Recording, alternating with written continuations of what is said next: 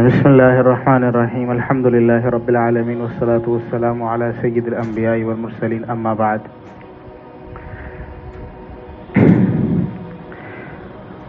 اچھا، کل نوید بھائی نے ایک سوال کیا تھا، بعد میں اس کے اوپر سوچتا رہا. انہوں نے کہا کہ آپ نے یہ بتایا کہ بنو قریظہ کو الگ مسلمانوں نے مارا، بنو نذیر کو الگ مارا، بنو قینقاع کی الگ پٹائی ہوئی، تو یہ سارے متحد کیوں نہیں ہو گئے؟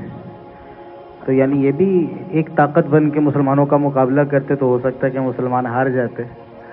اس کے اوپر جتنا غور کیا اور جغرافیائی طور پہ اس کو جتنا دیکھا تو اس سے سمجھ میں یہ بات آئی کہ یہ بڑے بڑے قلعے تھے تینوں کے، اور ان کے درمیان فاصلہ کم نہیں تھا، فاصلہ اچھا خاصا تھا. یعنی بنو قریظہ کا باقاعدہ اپنا الگ قلعہ تھا، وہ الگ رہتے تھے، الگ بازار تھا، سب کچھ الگ تھا.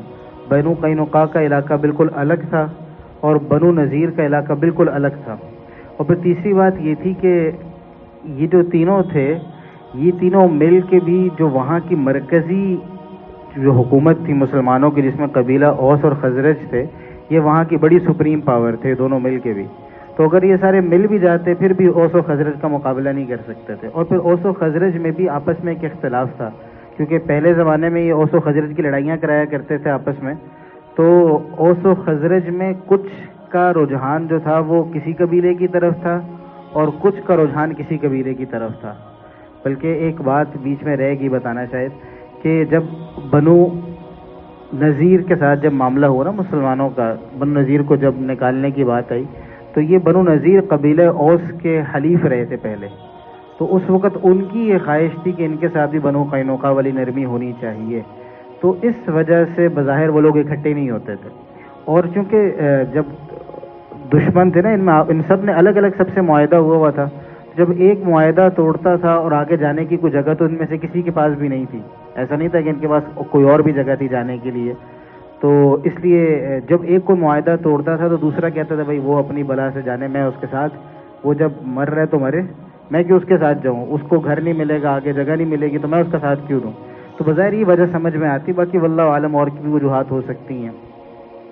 خیر، کل جو ہم نے پڑھا تو اس کو اگر تھوڑا سا ریکیپ کر لیں تو 3 بڑے قبیلے تھے یہودیوں کے جو آپ صلی اللہ علیہ وسلم کے زمانے میں مدینہ میں آباد تھے، بنو قینقاع، بنو نذیر اور بنو قریظہ. نتیجہ یہ ہوا کہ تینوں نے مختلف اوقات میں بغاوت کی. بغاوت کے نتیجے میں بنو قینقاع اور بنو نذیر کو تو سرے سے جلا وطن کر دیا گیا. البتہ بنو قریظہ کے بارے میں فیصلہ سعد بن معاذ رضی اللہ عنہ نے کیا، اور انہوں نے فیصلہ یہ کیا کہ کیونکہ بنو قریظہ کا جرم بہت بڑا تھا، ان کا مسئلہ صرف یہ نہیں تھا کہ انہوں نے آپ صلی اللہ علیہ وسلم سے معاہدہ توڑا تھا، انہوں نے بغاوت کی تھی، باقاعدہ مسلمانوں کے خلاف سازش کی تھی اور مسلمانوں کے خلاف دشمنوں کا ساتھ دیا تھا.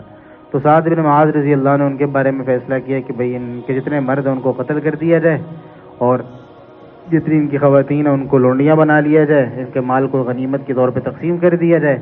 تو یہ انہوں نے فیصلہ کیا، اور جب انہوں نے فیصلہ کیا تو یہ فیصلہ تورات کے بھی مطابق تھا، اور آپ صلی اللہ علیہ وسلم حضرت سعد بن معاذ کو کہا کہ تم نے اللہ کی منشا کے مطابق فیصلہ کیا ہے. پھر اس کے بعد یہ خیبر میں جمع ہو گئے. پھر آپ صلی اللہ علیہ وسلم نے خیبر پہ حملہ کیا، اور خیبر پہ صلح حدیبیہ کے بعد کی بات ہے، تقریباً 6 ہجری یا 7 ہجری کی شروع کی بات ہے.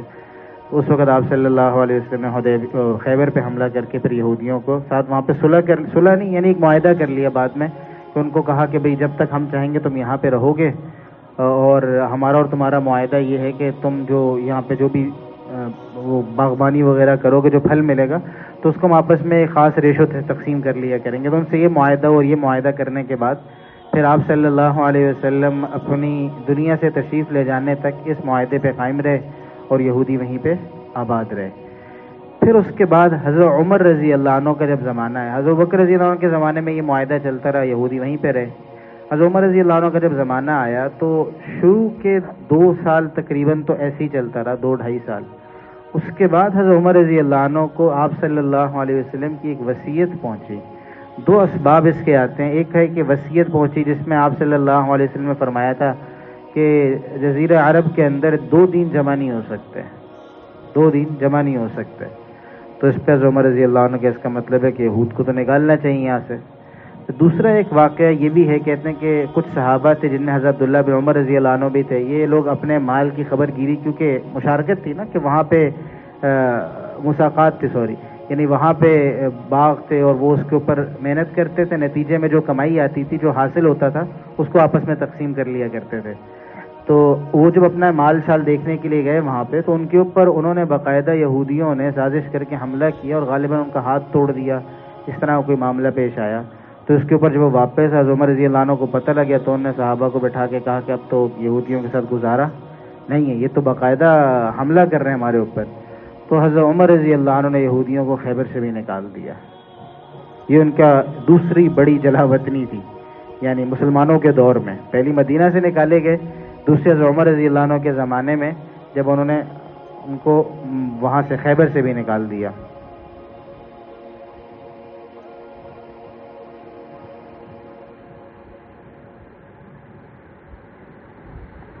تو جب ان کو خیبر سے بھی نکال دیا، اسی لیے یہودی جب خیبر میں جنگ ہارے تھے نا، وہ اکثر ابھی تک بعض جگہوں پہ تصویریں ملتی ہیں جس پہ انہوں نے لکھ کے بینرز کے اوپر لکھا ہوتا ہے کہ خیبر واز یور لاسٹ چانس، خیبر تم لوگوں کا آخری موقع، جب تم ہم سے جیتے دوبارہ ہم سے نہیں جیت سکتے.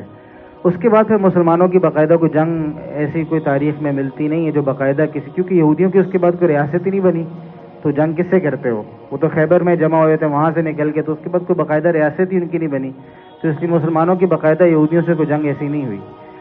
لیکن حضرت عمر رضی اللہ عنہ کے زمانے میں جو اگلا بڑا واقعہ پیش آیا، اب یہودیوں کو جب یہاں سے نکالا تو پھر یہ یہودی نا شام کی طرف بس کے جا کے، جب ہم تاریخ میں شام کا لفظ بولتے ہیں بلاد شام، تو اسے آج والا شام مراد نہیں ہوتا. آج کا شام تو بہت چھوٹا سا ہے، یعنی آج کے شام تو یعنی صرف یہ ہے، یہ جو اوپر لکھا ہوا ہے سیریا، آج کا شام اتنا ہے.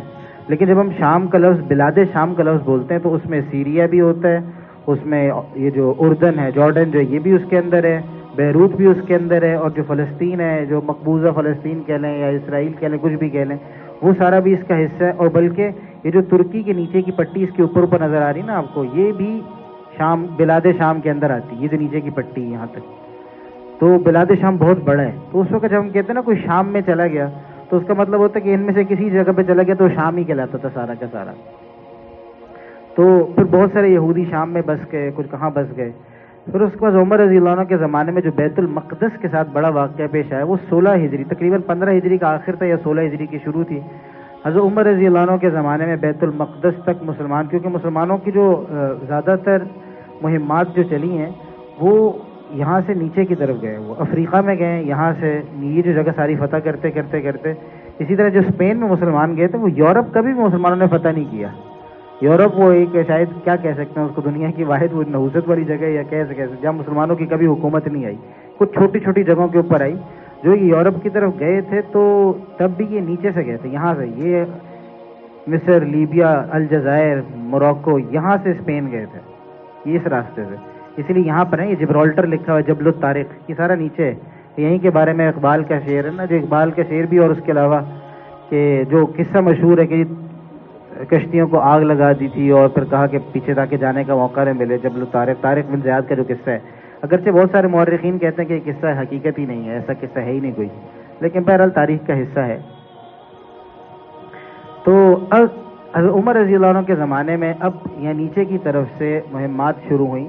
حضرت ابو عبیدہ بن جراح وہ مصر کی طرف تھے، اور بھی صحابہ تھے، اور حضرت خالد بن ولید رضی اللہ عنہ بھی تھے، تو مختلف جگہ پہ تھے. پھر جب یہاں پہنچے تو اب اس وقت جو یہ ہے دمشق، یہ جو دمشق کہہ رہا ہوں، معذرت، فلسطین اور بیت المقدس، یہ سارا کا سارا عیسائیوں کے قبضے میں تھا. بازنطینی تھے، رومی تھے، ان کے قبضے میں تھا. اور رومیوں نے اس کا انتہائی برا حال کر دیا تھا. اس کی وجہ بڑی یہ تھی کہ رومیوں کے لیے اس پورے بیت المقدس کے اندر کوئی بھی جگہ، عیسائیوں کے لیے ایک جگہ کے علاوہ کوئی بھی جگہ مقدس نہیں تھی. ان کے لیے صرف ایک جگہ مقدس تھی، جس کے بارے میں ان لوگوں کا خیال تھا کہ حضرت عیسیٰ علیہ السلام کو وہاں پہ دفن کیا گیا. حالانکہ مسلمانوں کا عقیدہ تو عیسیٰ علیہ السلام کے بارے میں یہ ہے کہ عیسیٰ علیہ السلام فوت نہیں ہے، بلکہ اللہ رب العزت نے ان کو آسمانوں پہ اٹھا لی ہے اور قیامت کے قریب اللہ رب العزت دوبارہ ان کو بھیجیں گے. تو لیکن عیسائی تو کہتے ہیں کہ ان کو پھانسی دے دی گئی تھی. تو ان کے ہاں ایک جگہ یہاں پر ایسی تھی جس کو وہ کہتے تھے کہ یہ وہ جگہ جہاں پہ عیسیٰ علیہ السلام کو دفن کیا، اس کو مقدس مانتے تھے، اس کے علاوہ کسی چیز کو مقدس نہیں مانتے تھے. اور عیسائیوں کی یہودیوں کے ساتھ خاص طور پہ بہت بڑا ٹکراؤ تھا. اسی وجہ سے صرف یہودیوں کو تنگ کرنے کے لیے، جلانے کے لیے اور ان کو جیلس کرنے کے لیے انہوں نے یہ جو جگہ نا، یہ جو قبہ صخرہ جو ہے، اس کو کچرا کنڈی کی جگہ بنا دیا تھا. یہاں پہ گند پھینکا کرتے تھے وہ, اور جو نیچے وہ لگی ہوئی تھی ساری, بعد میں بھی عیسائیوں نے ایسا کیا دوبارہ, اس کے بعد سلے لگا دیں. یہاں پہ جو داؤد علیہ السلام کی عبادت کی جگہ تھی اس کو ختم کر دیا, بالکل مسمار کر دیا, کوئی جگہ اس کی چھوڑی نہیں. اس طرح کی حالت یہاں پہ انہوں نے کر دی. تو اب حضرت عمر رضی اللہ عنہ کا جب زمانہ آیا اور ان کو پتہ لگ گیا, مسلمانوں کی لشکر کشی ہو رہی تھی وہاں پہ, تو اب ان کو اندازہ ہو گیا کہ بیت المقدس ہاتھ میں نہیں رہ سکتا, وہی بھی نکل جائے گا. اور یہ کیونکہ تینوں ادیان کی مقدس جگہ تھی, مسلمانوں اور یہودیوں کے لیے زیادہ مقدس تھی, عیسائیوں کے لیے نسبتاً کم مقدس تھی, لیکن مقدس تو ان کے لیے بھی تھی یہ جگہ. تو انہوں نے کہا کہ یہاں پہ بجائے اس کے کہ خون خرابہ ہو تو, اور بڑی جگہ ہے, تو مسلمانوں کے امیر ہمارے پاس خود آ جائیں تو ہم چابیاں ان کے ہاتھ میں دے دیں گے.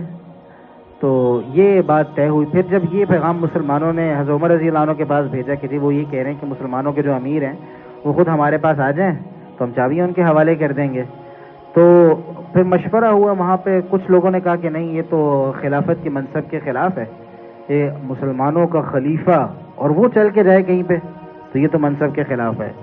لیکن حضرت علی رضی اللہ عنہ کی رائے اس میں یہ تھی کہ نہیں, بیت المقدس ہمارا قبلہ اول ہے اور ایک مقدس جگہ ہے, حرم ہے ہمارا, تو اس کے لیے کوئی اس میں کرنے میں کوئی حرج نہیں, خون خرابے سے بچ جائیں گے تو یہ بہت بڑا ہدف ہے جو حاصل ہو جائے گا. تو حضرت عمر رضی اللہ عنہ نے حضرت علی رضی اللہ عنہ کی بات کو مان لیا اور وہاں سے چل پڑے. اب اس بارے میں ہمارے ہاں پہ جو مشہور ہے نا تاریخ میں, ہمارے ہاں مشہور یہ ہے کہ وہ اپنے غلام کے ساتھ گئے تھے اور غلام کے ساتھ باریاں چل رہی تھیں ان کی, کبھی حضرت عمر رضی اللہ عنہ بیٹھتے تھے, کبھی غلام بیٹھتا تھا, اور آخر میں جب بیت المقدس کی طرف گئے تو غلام اوپر سوار تھا. تو یہودی جو تھے وہ نشانیاں تلاش کر رہے تھے اور عیسائی جو تھے وہ نشانیاں تلاش کر رہے تھے. لیکن تاریخی اعتبار سے بہت سارے مورخین کی رائے یہ ہے کہ یہ قصہ اس وقت کا ہے ہی نہیں. حضرت عمر رضی اللہ عنہ اس سفر میں اکیلے گئے تھے, لیکن تاریخ میں اختلاف ہوتا ہے, اختلاف کی گنجائش ہوتی ہے, تاریخ کوئی حدیث قرآن نہیں ہوتا. تو وہ کہتے ہیں کہ حضرت عمر رضی اللہ عنہ اس سفر میں تنہا تھے, ان کے ساتھ کوئی غلام نہیں تھا, کوئی نہیں تھا, اکیلے گئے, بالکل اکیلے. اور اپنے کہتے ہیں جب وہ سونے کا وقت آتا تھا تو اپنے گھوڑے کی وہ زین اتارتے تھے, اس کو نیچے رکھتے تھے, اس کے اوپر سر رکھ کے سو جایا کرتے تھے جہاں موقع ملتا تھا, ورنہ اٹھایا کمر کے اوپر رکھی اور سفر شروع. اور حضرت عمر رضی اللہ عنہ جب جا رہے تھے تو بیچ میں ایک مقام آتا ہے, اس کا نام ہے جابیہ. مجھے نقشے پہ ملا نہیں جابیہ ہے کہاں, لیکن بہر المقام ہے, کہتے ہیں جابیہ کا مقام تھا, یہ بڑا زرخیز تھا. جب وہاں سے وہ گزر رہے تھے اور دیکھ رہے تھے کہ یہودی جو ہیں اور جتنے عیسائی ہیں سب لوگوں نے یہ جگہیں خالی کر دی, تو قرآن کی آیت سورہ دخان کی آیت ہے, کم ترکوا من جنات وعیون, کتنے لوگ ہیں باغات کو, چشموں کو چھوڑ کے چلے گئے, وزروع و مقام کریم, اپنے کھیتوں کو چھوڑ کے چلے گئے, بڑے بڑے ان کے عہدے تھے سب چھوڑ کے چلے گئے. تو وہ یعنی ان کی شکست کی طرف اشارہ تھا کہ کل کو بادشاہ تھے یہاں پہ, آج سارے کے سارے محکوم بنتے جا رہے ہیں. اچھا, اس وقت جو جروسلم ہے یا بیت المقدس کا علاقہ ہے اس کا نام تھا ایلیا, اس کو ایلیا کہا جاتا تھا. اور میں نے آپ سے عرض کیا کہ ایل اللہ کو کہتے تھے عبرانی زبان کے اندر, جو ابراہیم علیہ السلام, یعقوب علیہ السلام کا لقب تھا اسرائیل, عبداللہ, تو اس علاقے کا نام تھا ایلیا. کہتے ہیں جب حضرت عمر رضی اللہ عنہ پہنچے یہاں پہ تو مسلمانوں کو لشکر فوراً ان کو لینے کے لیے, استقبال کرنے کے لیے گئے, اور وہاں جا کے جب ان کی یہ حالت دیکھی, ظاہر سفر اتنا لمبا, اکیلے اور گرمی کا سفر تھا, تو انہوں نے فوراً کہا کچھ کپڑے وغیرہ تبدیل کر لیں, کچھ آپ کی حالت وغیرہ ٹھیک کر لیں. یہ بہت بڑا معاہدہ ہونے لگے, تینوں ادیان کے لوگوں کے سامنے ایک بڑا معاہدہ ہوگا, آپ کے ہاتھ میں چابیاں دی جائیں گی وغیرہ وغیرہ. تو اس وقت حضرت عمر رضی اللہ عنہ ایک بڑا تاریخی قسم کا جملہ تھا ان سب کے سامنے, اور کہا کہ نحن قوم اعزنا اللہ بالاسلام. اس وقت یہ بات کہی کہ ہم تو وہ لوگ ہیں, تم کپڑے چینج کرنے کی باتیں کر رہے ہو اور یہ پہن لو اور وہ پہن لو, ہم تو وہ لوگ ہیں, ہمیں اللہ رب العزت نے اسلام سے عزت دی ہے. ومہما طلبنا العزت بغیر اذلنا اللہ, اگر جب ہم اسلام کے علاوہ کپڑوں کے اندر, چیزوں کے اندر, ہتھیار کے اندر, اسلحے کے اندر اپنی کامیابی اور اس سے مہنگی چیزیں, اچھی چیزیں, بڑی چیزوں میں کامیابی سمجھیں گے اور اپنا وقار اس میں سمجھیں گے, اذلنا, اللہ میں دوبارہ ذلیل کر دیں گے. تو حضرت عمر رضی اللہ عنہ اسی طرح آگے گئے, اور آگے جا کے پھر وہ معاہدہ ہوا, اس میں حضرت عمر رضی اللہ عنہ کو بیت المقدس کی چابیاں دی گئیں. اس میں پھر حضرت عمر رضی اللہ عنہ ان سے ایک معاہدہ کیا کہ یہ عمر اور ایلیا والوں کے درمیان یہ معاہدہ ہے, اس میں بہت ہی نرمی والا معاملہ کیا گیا. کہا کہ عیسائیوں کو کسی کے گھر کو نہیں توڑا جائے گا, ان کے گرجے بنے ہوئے کسی گرجے کو تباہ نہیں کیا جائے گا, ہم ان کی صلیبیں نہیں توڑیں گے, کچھ بھی نہیں کریں گے, اپنے طریقے سے رہیں یہاں پہ جیسے رہنا چاہتے ہیں. ہاں البتہ ان سے بھی کچھ مطالبات تھے. پہلا مطالبہ ایک یہ تھا کہ جنگجو جو ان کے نائٹس تھے نا, جو ان کے جو لڑنے والے لوگ تھے, کہا وہ کوئی نہیں رہے گا اندر شہر کے, ان سب کو باہر نکالا تھا کہ وہ اندر رہیں گے تو پھر دوبارہ جنگ کسی وقت وہ دوبارہ حملہ کر سکتے ہیں. ان سب کو وہاں سے باہر نکالا اور پھر وہ باقی جو بھی معاملات طے ہوئے. تو حضرت عمر رضی اللہ عنہ کے زمانے سے جب یہ مسلمانوں کے پاس آیا, حضرت عمر رضی اللہ عنہ جب اندر گئے تو دیکھا وہ تو کچرا کنڈی بنا ہوا ہے, قبۃ الصخرہ جو ہے. تو کہتا ہے حضرت عمر رضی اللہ عنہ خود گئے, اپنے ہاتھوں سے اپنی چادر اتاری, اپنی چادر میں گند ڈال کے وہاں سے اس کی صفائی کی, اور پھر مسلمانوں نے بھی ان کی پیروی کے اندر اس جگہ کی صفائی کی, اور انہوں نے برا حال تہس نہس کر دیا تھا. اصل میں یہودی جو ہے نا وہ مفت میں ہے, مسلمانوں کے اوپر انہوں نے ایک اعتراض کیا ہے کہ انہوں نے ہمارا ہیکل سلیمانی گرایا ہے. حالانکہ مسلمانوں نے کب ان کا ہیکل سلیمانی گرایا؟ وہ تو پہلے بخت نصر نے توڑا, پھر سکندر یونانی نے توڑا, جو رہی کسی کسر رہ گئی تھی وہ عیسائیوں نے ختم کر دی. مسلمانوں نے تو کبھی کچھ کیا ہی نہیں اس کو. تو مسلمان جب وہاں گئے تو اس وقت تو تھا ہی کچھ نہیں وہاں پہ, حتیٰ کہ یہ جو قبہ صخرہ بنا یہ بھی وہاں پہ نہیں تھا, کچھ بھی نہیں تھا وہاں پہ, سب عیسائیوں نے تہس نہس کیا ہوا تھا اس کا. پھر اس کے بعد حضرت عمر رضی اللہ عنہ نے کہا اچھا یہاں پہ مسجد بنانی چاہیے. کب مسجد کہاں پہ بنائی جائے؟ تو پہلے کعب احبار ایک یہودی عالم تھے جو مسلمان ہو گئے تھے, تو انہوں نے حضرت عمر رضی اللہ عنہ کو سارا بتایا کہ یہاں پہ یہ چیز ہے, یہاں پہ یہ چیز ہے, یہاں پہ محراب داؤدی تھا, وہاں پہ اس کی تعمیر ہوئی وغیرہ وغیرہ اس طرح کی چیزیں. آخر میں حضرت عمر نے کہا مسجد کہاں بنائی جائے؟ تو کعب احبار کی رائے یہ تھی کہ جو یہ اوپر کی جگہ ہے نا, یہ اوپر کی جو جگہ ہے اس کی اوپر والی یہاں والی, اس جگہ کے اوپر مسجد بنائی جائے. ان کی رائے اس وجہ سے تھی, ان کا کہ پہلے بھی آپ صلی اللہ علیہ وسلم جب مکہ میں رہا کرتے تو آپ کی کوشش ہوتی دونوں طرف منہ کر لیں, بیت المقدس کی طرف بھی منہ ہو جائے, بیت اللہ کی طرف بھی منہ ہو جائے. تو اب چونکہ قبلہ اس سائڈ پہ تھا تو وہ چاہتے تھے کہ ادھر پیچھے مسجد بن جائے, یہ اوپر والی جگہ یہاں مسجد بن جائے گی تو دونوں طرف منہ ہو جائے گا. حضرت عمر رضی اللہ عنہ ان کو کہا تم نے تو یہودیوں والی بات کی ہے, تم نے تو یہودیوں والی بات کی. صحابہ بہت پریکٹیکل قسم کے لوگ تھے, وہ زیادہ اس میں شرم نہیں, جو حق بات ہے سچ بات ہے صاف صاف کر دیا کرتے تھے. انہوں نے کہا یہ تو ایک لوگ پھر دوبارہ اسی مشابہت اسی شش و پانی میں پڑ جائیں گے کہ قبلہ کون سا ہے اور اس کی طرف بھی منہ کرنا چاہیے, اس کی طرف بھی منہ کرنا چاہیے, نہیں یہاں مسجد نہیں بنے گی. کیونکہ عبداللہ بن سلام رضی اللہ عنہ کا قصہ میں نے آپ حضرات کو سنایا بھی تھا, وہ یہودی تھے, مسلمان ہوئے تھے, تو انہوں نے مسلمان ہونے کے بعد بھی نا اونٹ چونٹ کا گوشت نہیں کھاتے تھے. تو اس پہ ان کے اوپر نکیر آ گئی, یا ایھا الذین آمنوا ادخلوا فی السلم کافہ, اے ایمان والوں اسلام میں پورے داخل ہو. یہ کیا بات ہوئی کہ ویسے تو مسلمان ہو گئے لیکن اپنے اسی یہودی مذہب کی کچھ چیزیں لے کے ابھی تک اس پہ عمل کر رہے ہو, کہ نہیں ادخلوا فی السلم کافہ, پورے دین کے اندر داخل ہو. تو عمر رضی اللہ عنہ نے بھی اس کو پسند نہیں کہ یہ کیا بات ہوئی کہ ہم وہاں پہ پیچھے کیوں بنائیں.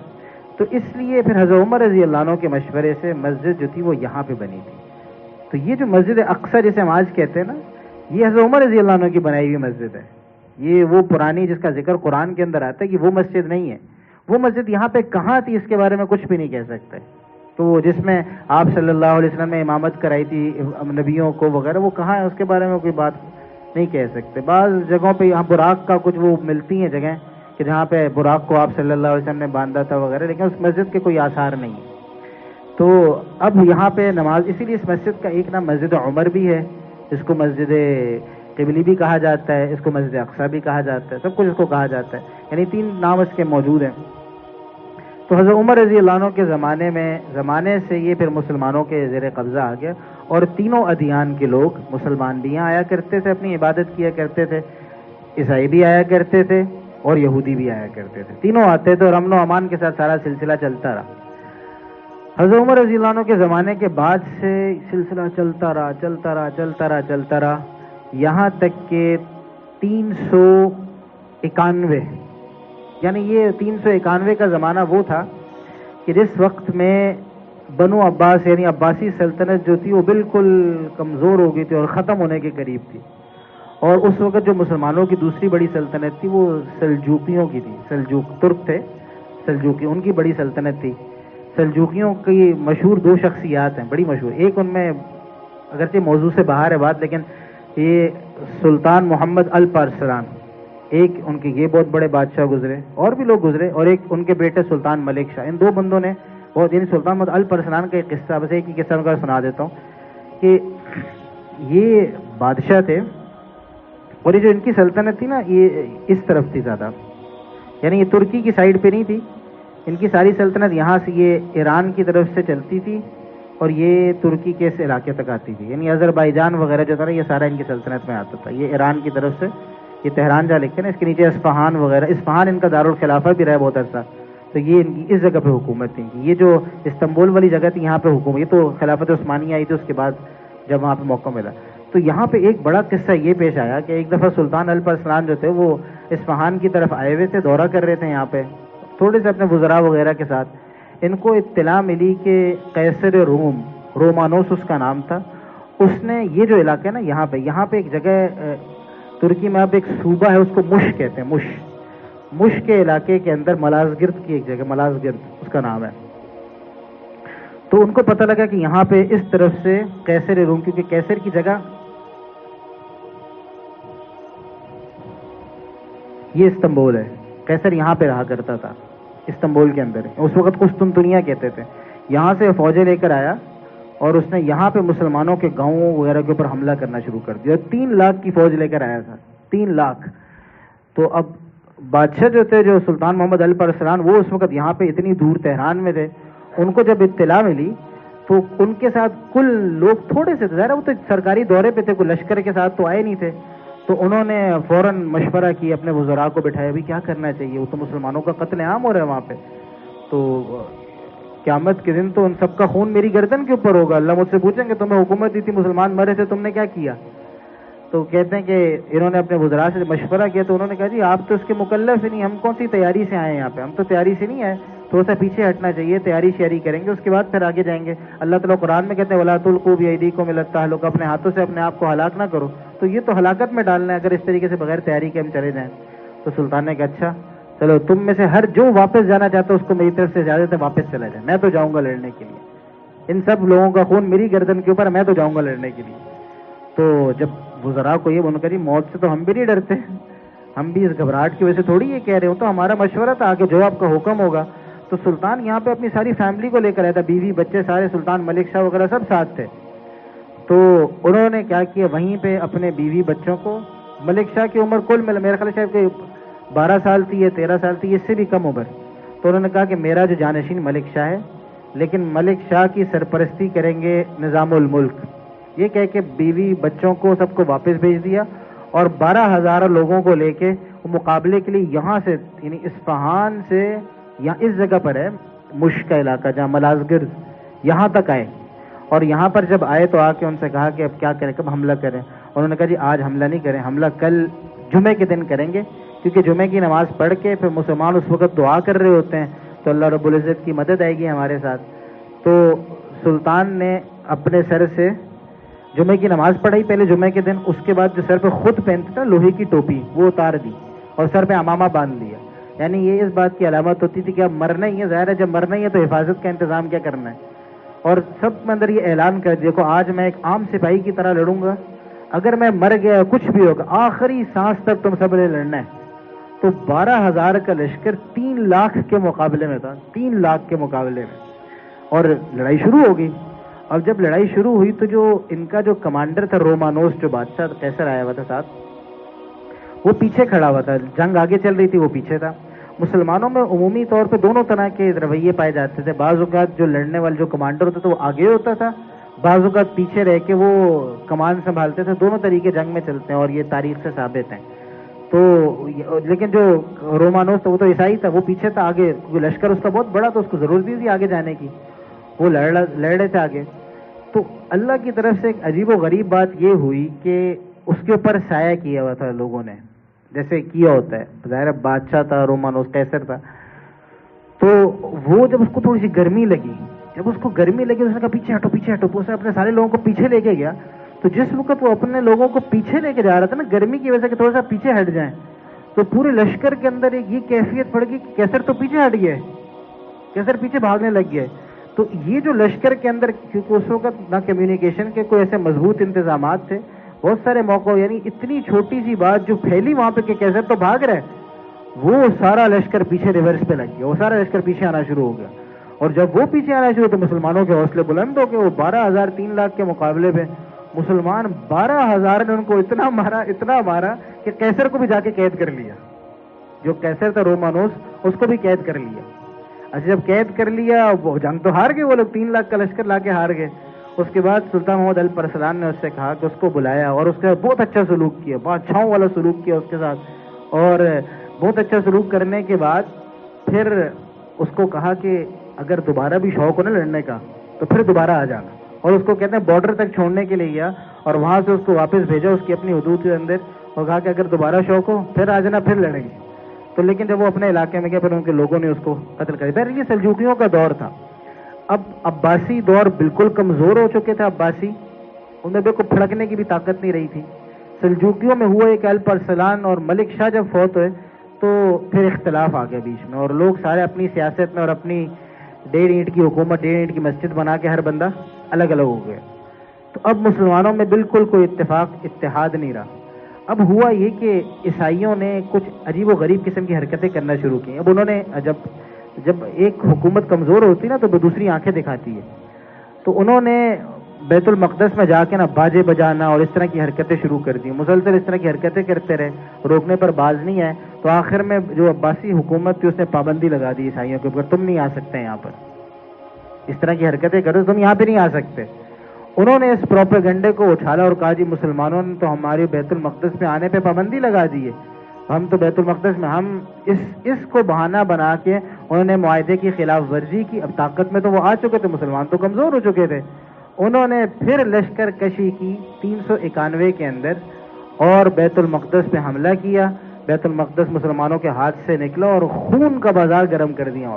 جو معتکفین تھے نا وہاں پہ سب کو قتل کر دیا, ایک کو بھی نہیں چھوڑا انہوں نے. کچھ کو قید کر لیا. اچھا جن کو مارا کہتے ان میں بہت سے عیسائی لوگ بھی تھے جو وہاں پہ تھے, ان کو بھی قتل کر دیا, کسی کو نہیں چھوڑا انہوں نے, بہت بری طریقے سے. پھر مسلمانوں کے ہاتھ سے بیت المقدس نکل گیا 391 ہجری کے اندر. یعنی حضرت عمر رضی اللہ عنہ 16 ہجری سے لے کے 391 تک, کتنا لمبا عرصہ, تقریباً 300 سال کے چل کے 350 سال کے قریب بنتا ہے. اتنے سال مسلمانوں کے پاس تھا, کوئی فساد نہیں ہو رہا تھا, اور ایک دم سے جب عیسائیوں کے پاس گیا 391 میں تو بس مسلمانوں کے ہاتھ سے نکل گیا. اب اس کے بعد 91 سال بیچ میں ایسے گزرے کہ بیچ میں کسی میں کوئی بالکل جس طرح کہ آج کل کی ہماری بے حسی والی کیفیت ہے نا, یہی کیفیت تھی 91 برس. کسی میں ہمت ہی نہیں تھی کچھ کرنے کی, کون کیا کرتا, سارے اپنے اپنے کام میں مگن تھے, حکومتیں ٹوٹی ہوئی تھی, بکھری ہوئی تھی, کسی میں اس کی ہمت نہیں تھی. پھر اتابکی سلطنت آئی. اتابکی سلطنت میں عماد الدین زنگی, نور الدین زنگی, ان کا جب زمانہ آیا تو نور الدین زنگی رحمۃ اللہ علیہ جو تھے ان کے دل میں یہ جذبہ بڑی اس سے پیدا کہ بیت المقدس ملنا چاہیے. کہتے ہیں انہوں نے بیت المقدس کے فتح ہونے سے 20 سال پہلے ایک ممبر بنایا اور کہا کہ اس کو بیت المقدس میں رکھنا ہے. لیکن زندگی نے ان کے ساتھ بھی وفا نہیں کی, ان کی زندگی میں تو ایسا نہیں ہو سکا. لیکن انہی کے شاگرد تھے, آخر میں کچھ اختلافات بھی ہو گئے تھے ان سے, سلطان صلاح الدین ایوبی رحمۃ اللہ علیہ. ان کی حکومت بن گئی تھی مصر میں. جب ان کی حکومت بنی تو ان میں بہت ساری جنگیں چلتی رہیں, لیکن جو ہمارے موضوع سے متعلق جو جنگ ہے, بس یہ والی آدھی بات نا بیت المقدس سے پیچھے پیچھے کر کے روک لیں گے. ان کے زمانے میں جو بڑی جنگ ان کی ہوئی وہ ان کی, یعنی مصر کے حاکم تھے اور مصر میں شاید چند مہینے انہوں نے گزارے ہوں گے یا کچھ بہت تھوڑا عرصہ, اکثر وقت جنگوں کے اندر ہی, اکثر وقت جہاد کے اندر ہی گزرا ہوں گا سلطان صلاح الدین ایوبی رحمۃ اللہ علیہ کا. اور ان کی اچھی بات یہ تھی کہ انہوں نے پوری کوشش کی کہ کہیں بھی کسی مسلمان سے لڑائی نہ ہو, کہیں مجبوری ناگزیر کوئی کیفیت ہوگی ہو, لیکن ان کی پوری کوشش کی مسلمان سے کہیں لڑائی نہ ہو, کافروں سے جا کے لڑوں میں ہر جگہ پہ جا کے. خیر جو بڑا واقعہ جب انہوں نے اعلان کر دیا اب بیت المقدس کو فتح کرنا ہے, بیت المقدس کو فتح کرنا ہے, تو میں نے خاص طور پہ اسرائیل کا نقشہ, اسرائیل نہیں کہہ رہے فلسطین ہی ہے بہرحال, لیکن اب نیٹ پہ ملتا بھی نہیں نقشہ اس کا نا. تو اب انہوں نے کہا کہ بیت المقدس کو فتح کرنا, اور یہ تقریباً بڑی لمبی, یہ تقریباً کوئی 18 سال سے لمبی جدوجہد تھی جو مسلسل چل رہی تھی. لیکن میں صرف اس کا آخری حصہ بتا رہا ہوں آپ کو. یعنی یہ بات ہے 483 ہجری کی, کہہ بلکہ 482 83 391 نہیں, پہلی 393 تھی اور یہ 392 تھی, یہ 483 ہے کیونکہ 91 برس بیچ میں گزرے تھے.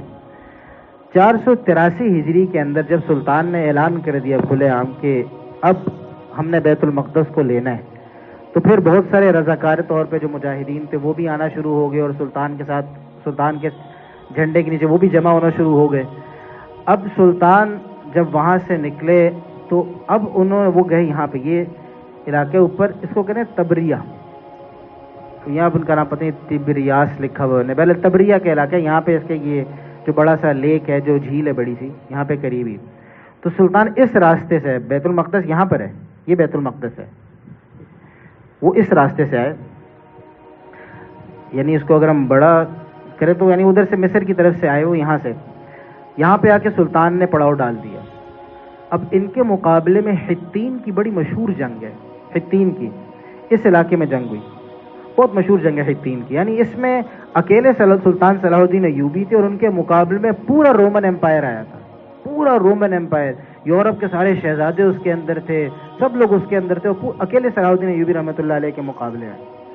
جب یہ یہاں پہ تبریہ میں پہنچے تو پہنچنے کے بعد انہوں نے یعنی تدبیر کے طور پہ ایک بہت اونچے سے ٹیلے کے اوپر نا مسلمانوں نے جگہ اپنی وہاں پہ اپنا خیمہ لگا دیا, اور جو آگے سے عیسائی آئے تھے وہ کافی سارے تھے, تو وہ ان کو آگے ایک نیچے والی جگہ ملی, اور بیچ میں تقریباً 16 کلومیٹر کا سیدھا میدان تھا.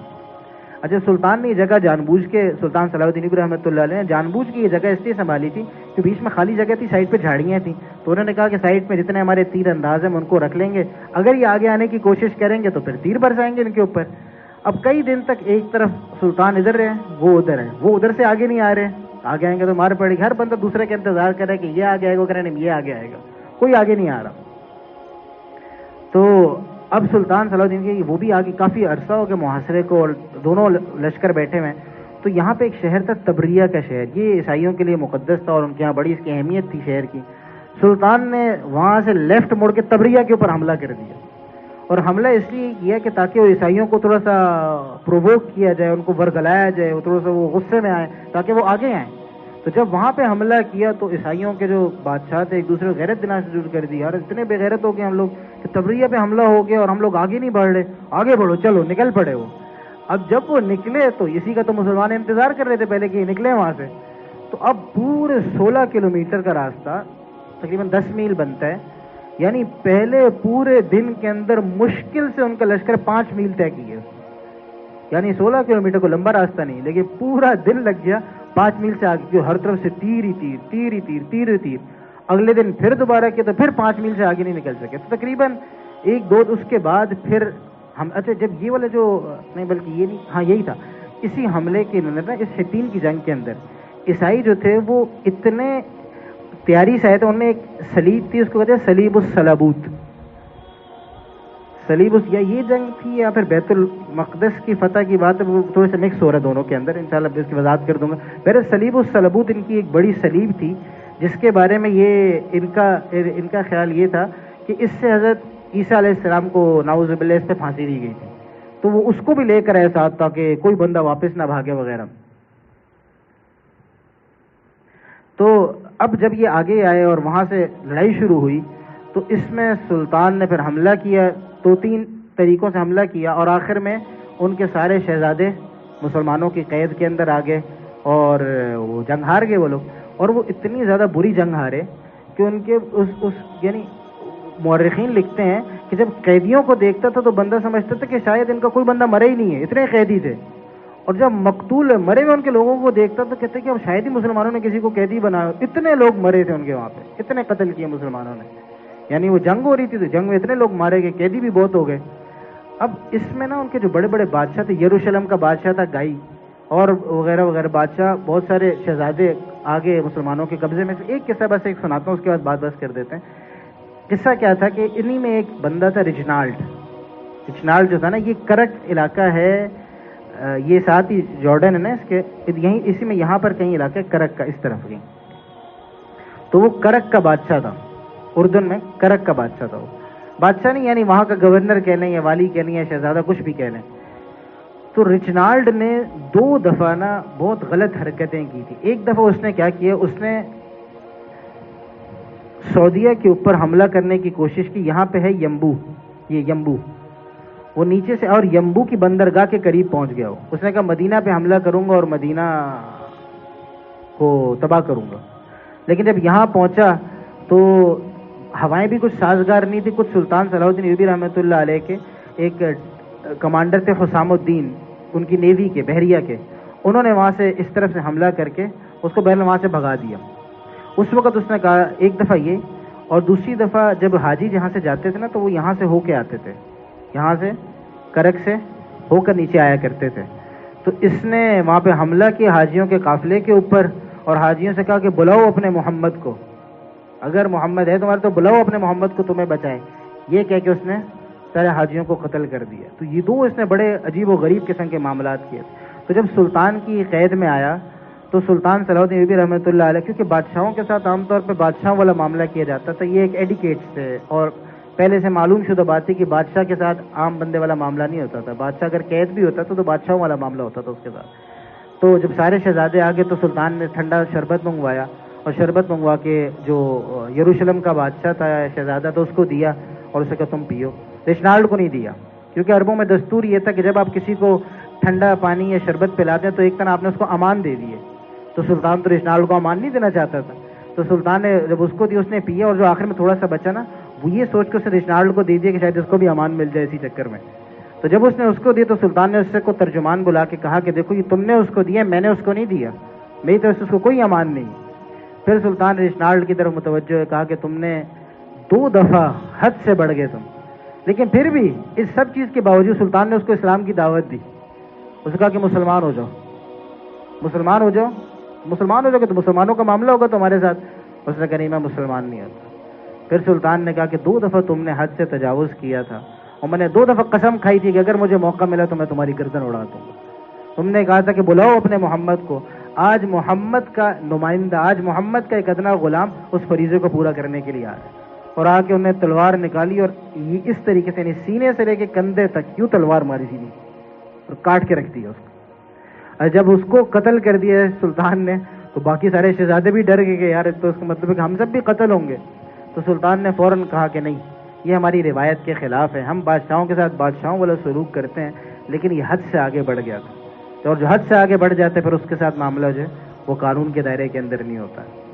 تو اس کے بعد پھر آگے بیت المقدس کی فتح. یہ حطین کی جنگ تھی، بڑی مشہور جنگ ہے. دو جنگیں حطین کی جنگ تھی. تو اس میں سلطان صلاح الدین ایوبی رحمۃ اللہ علیہ نے پورے رومن امپائر کو شکست دی تھی. اور یہ دروازہ تھا، اس کو یہ دروازہ اس لیے تھا کہ یعنی اوپر سے اب اس طرف سے آ رہے تھے اور یہ بڑا مقام تھا. اس کے بعد پھر کوئی رکاوٹ نہیں تھی آگے بیت المقدس فتح کرنے میں. پھر اس کے بعد نا سلطان نے یہ جو 2 سائڈ نا، ایک یعنی یہ یہاں سے ایک اس طرف سے فوج آگے نیچے آئی اور ایک اس طرف سے یہاں سے یوں فوج نیچے آئی. یعنی یہاں سے نیچے یہ ایشکلون جو لکھا ہوا ہے یہ اصل میں عسقلان ہے. اس کا نام عسقلان تھا. یہ بڑا مشہور شہر ہے، تاریخ میں بہت ذکر آتا ہے اس کا مسلمانوں کا، عسقلان. تو یہ عسقلان تھا. یہاں سے پھر آ کے یہ اس کو دروازہ سمجھا جاتا تھا بیت المقدس کا، یہ جو ایشکلون لکھا ہوا ہے عسقلان کو. سلطان اس طرف سے آئے، اس طرف سے بھی فوجیں آئیں تاکہ ہر طرف سے نا تاکہ بیت المقدس میں کوئی مدد نہ آ سکے. تو ہر طرف سے گھیرا تنگ کرتے کرتے کرتے پھر یہ بیت المقدس کے پاس ہے. پھر آگے پھر بیت المقدس کی فتح کا قصہ ہے انشاءاللہ اللہ نے چاہا تو آئندہ انشاءاللہ اگلے ہفتے. آج تو کافی لمبا ہو گیا. بہرحال کوئی سوال ہے اس بارے میں؟